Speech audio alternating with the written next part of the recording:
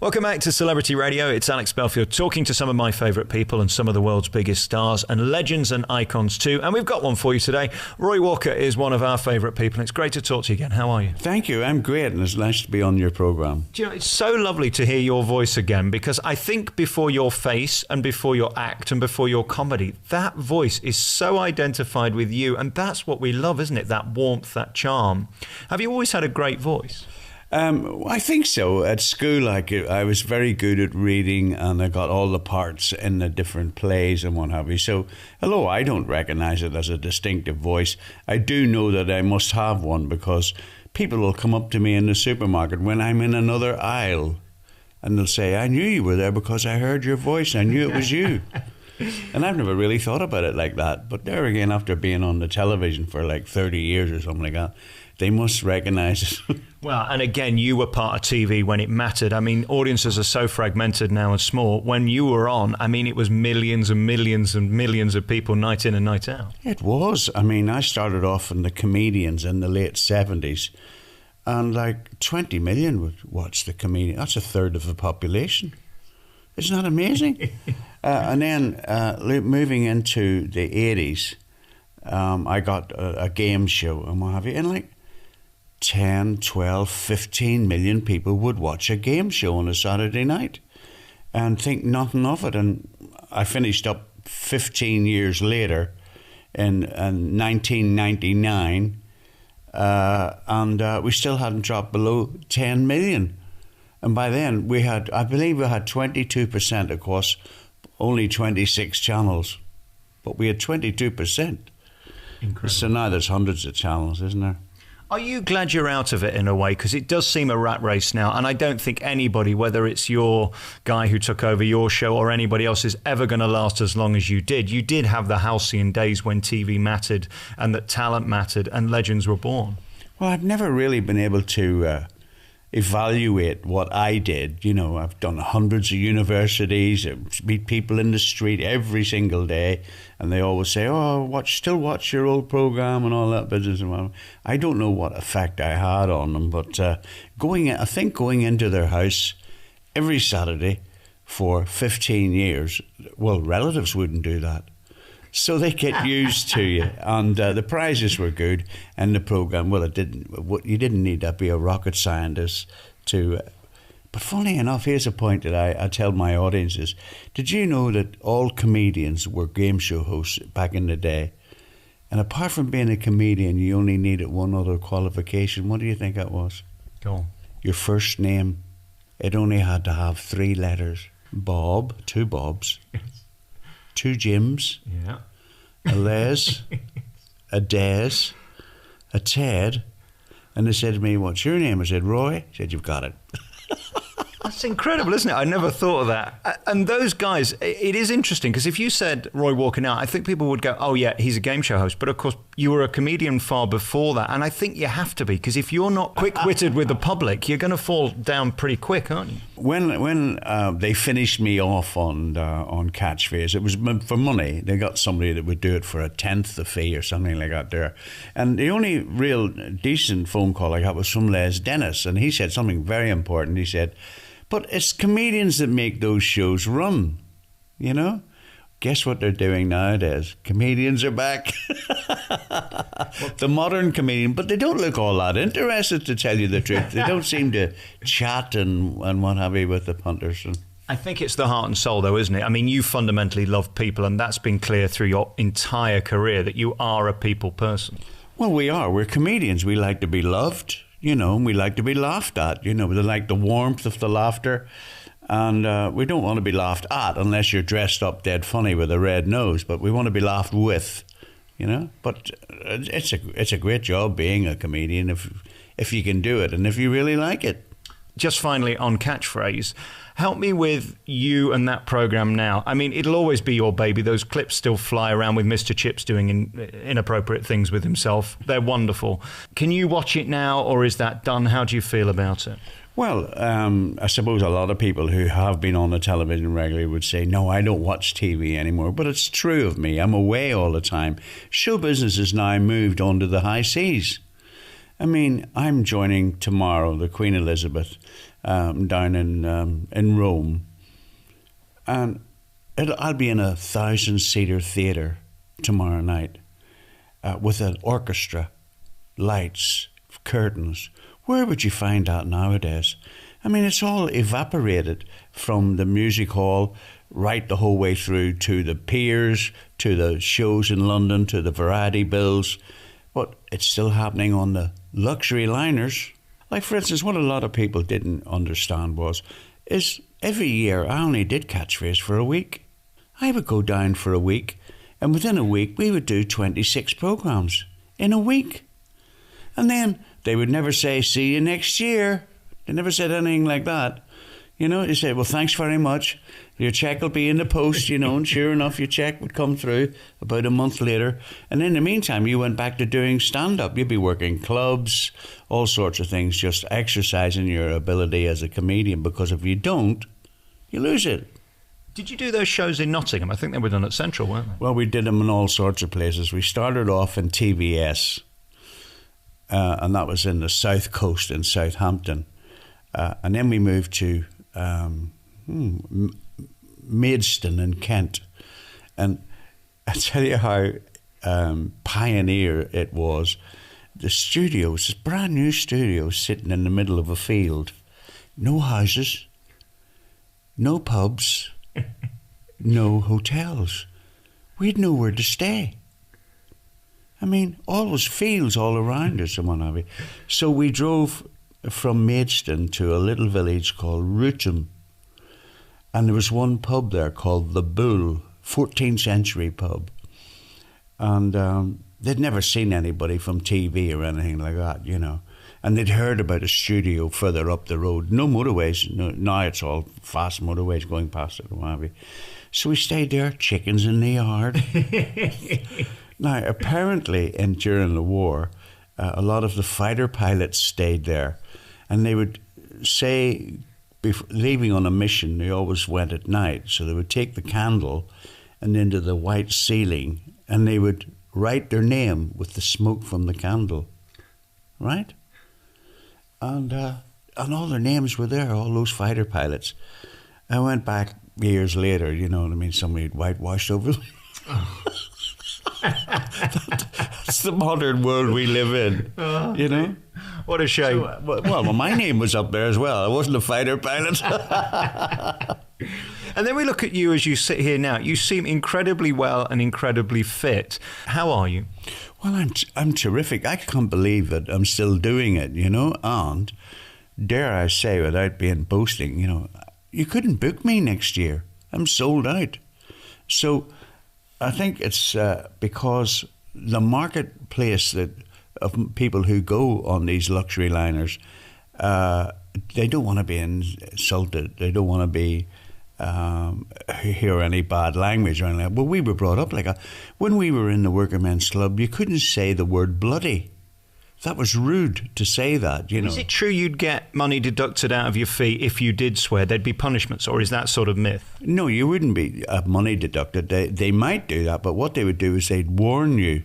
I mean, the guy with the bell, the concert secretary, would go, cut out the language, there's ladies in the room, you know? During your act? Oh, during your act, in the middle of a joke, maybe your best joke. But I never really did it, you know what I mean? I was told right from the beginning, if you do that, you become a stag comedian. A lot of comedians today are stag comedians. But the quality of comedians today is terrific. There's some brilliant, brilliant comedians. When I went up to Edinburgh, you know, I was amazed at how many people are comedians. A lot of them, I'd say 75% of them aren't really comedians. They're writers. Right. And it's a different style of comedy. They seem to tell us about their day more than give us da-da-da-da-da punchline. They don't like doing that anymore. And that's a shame because people love it. I think Peter Kay is the nearest we've got to that. I think you've got that spot on. He's amazing, that Peter Kay. He crosses over. He's the one that crosses over. But if you look at them, you know, they all want to be so different. But Jack D, he's Les Dawson. Jimmy Carr, he's Bob Monkhouse. Michael McIntyre, Ronnie Corbett. Yes. Do you know what I mean? You can see the comparison. and yet they all want to be different. The secret is just keep them laughing. And what goes around comes around. At the moment, as we sit here, it's gone quiet at the moment, thank God. We haven't had too many passing away, but it's been quite a tough few years. Is that tough, seeing the people you love and admire pass away? Yes, it is. Someone who was very close to Ken and I was Frank Carson. Now, I don't mind telling you, I've never met anyone or seen anyone today as funny as Frank Carson. He was like the Irish Tommy Cooper. Infectious. His mission in life was to make the world laugh. And we miss him every day. We talk about him every day. We do impressions of him every day. We've got Mick Miller living up here. We've got Tony Joe and Johnny Carson living up here. And we just adore Frank Carson and the old comedians. Even Bernard, we talk about Bernard Manning. And, of course, Tom O'Connor and Dougie Brown are the only real two, I think, left. Jim Bowen is still alive. I don't think he's too well at the moment, God bless him. He's a bit better. We had him on actually about 3 weeks ago. He's had, I think, 4 strokes, but he is recovering. His speech is better. He'd like to do a little show somewhere. I'm glad that's the hope. Day by saying that. Yeah, that's terrific.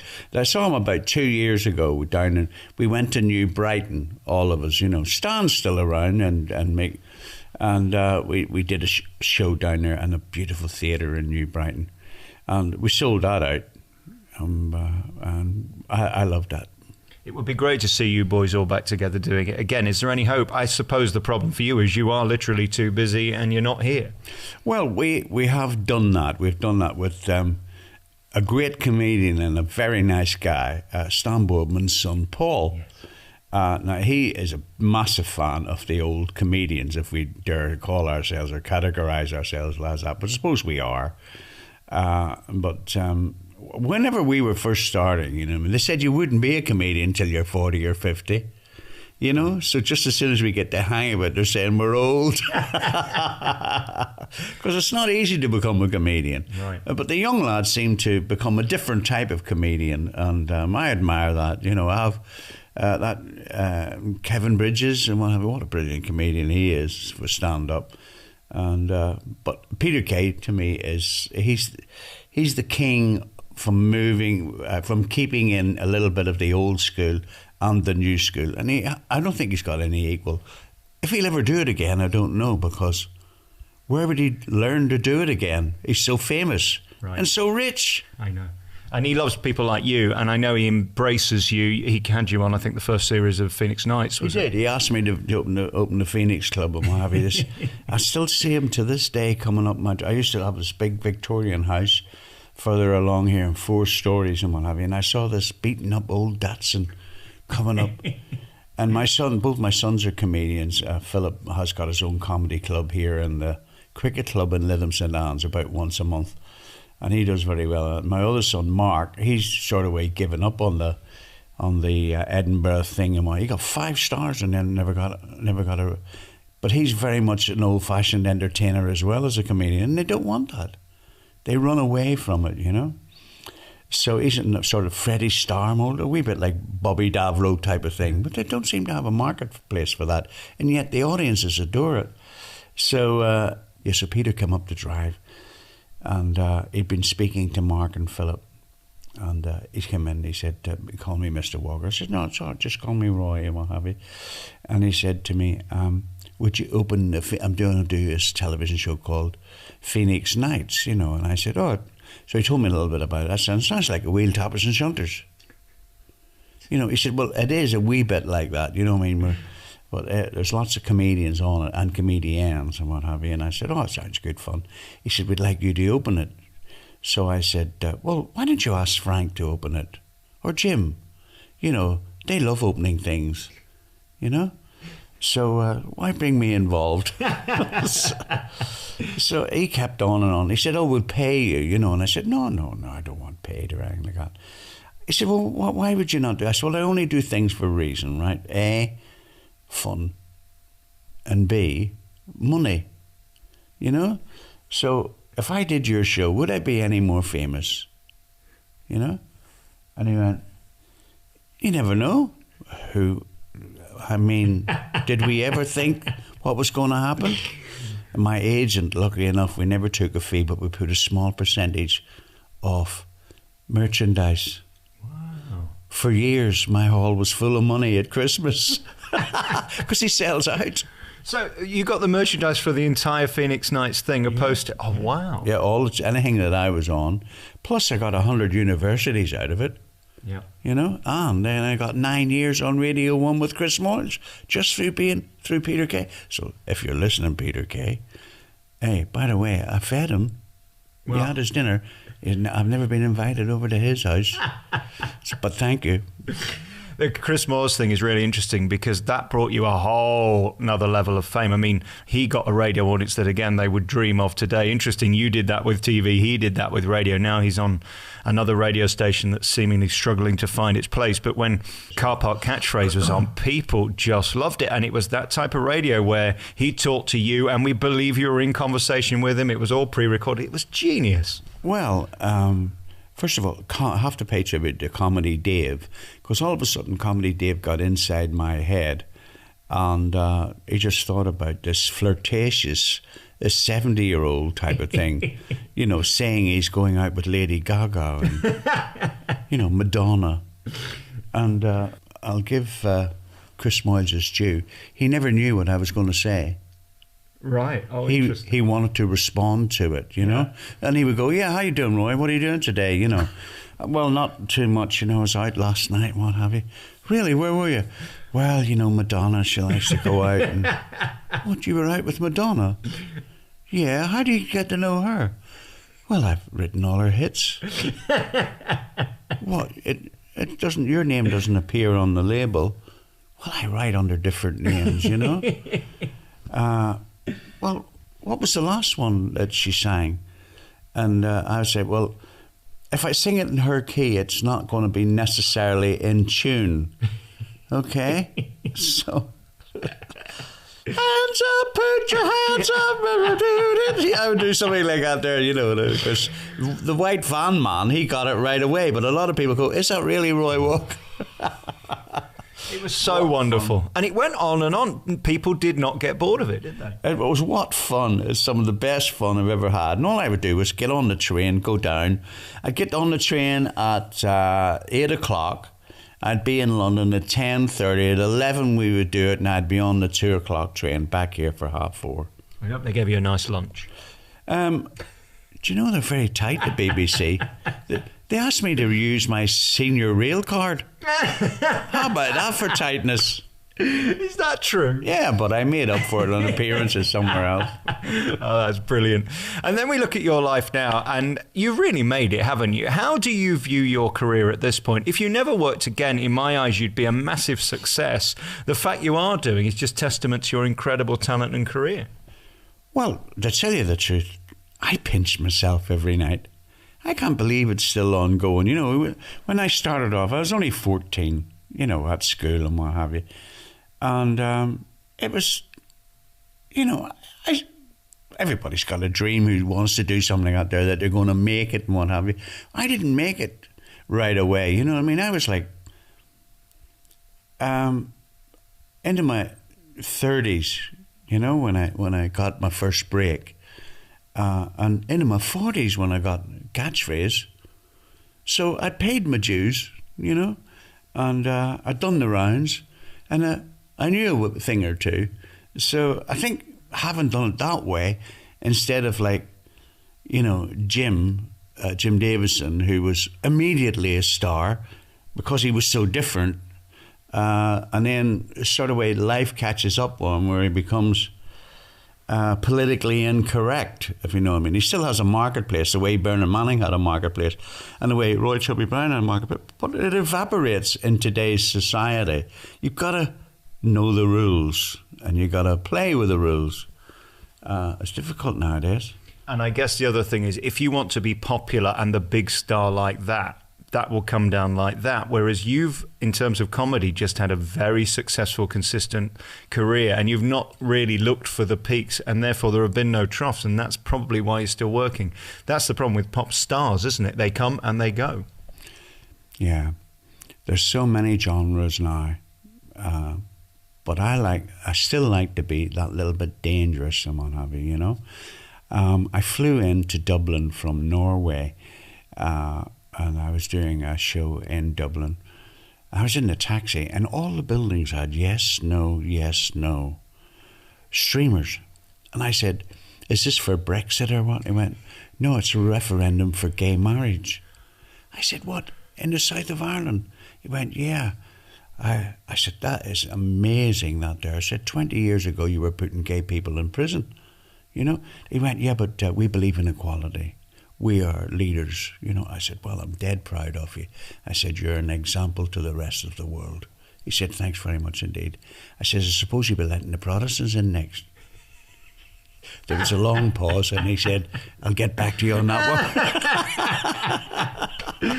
And I like to keep up to date with sort of comedy like that. I'm doing gags on Trump and Hillary and all sorts of things, and enjoying every second of it, you know. You still write every day? Yeah, every day. Try and get one every day, you know.